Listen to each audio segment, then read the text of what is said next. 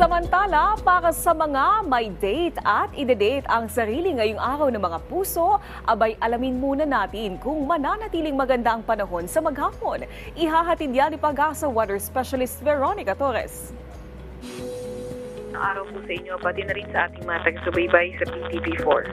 Ngayong araw ng mga puso, asahan natin na maging maulap yung papawirin, may mga kalat-kalat na pag-ulan, pagkidlat, pagkulog sa may Bicol Region, Oriental Mindoro, Marinduque, Romblon, Northern Samar, Eastern Samar at Southern portion ng Quezon.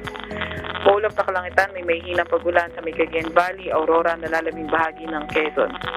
Ngayong araw naman ng mga puso, mas magandang panahon sa Metro Manila, Cordillera Administrative Region, Ilocos Region, nalalabing bahagi ng Central Luzon at Calabarzon kung saan may mga tsansa lang na may hinang pag-ulan at sa nalalabing bahagi ng bansa, mga tsansa na lang ng localized thunderstorm.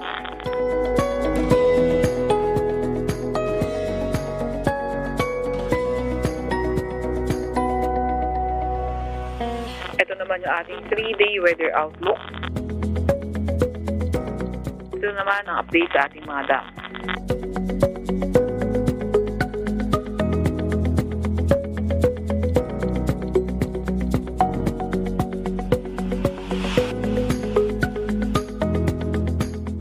Ito naman yung ating top 10 na minimum temperature, number 1, sa Baguio City, Benguet, kung saan 14.8 degrees Celsius yung ating nakuha. At yan po munang latest mula sa Weather Forecasting Center ng Pag-asa, Veronica Torres.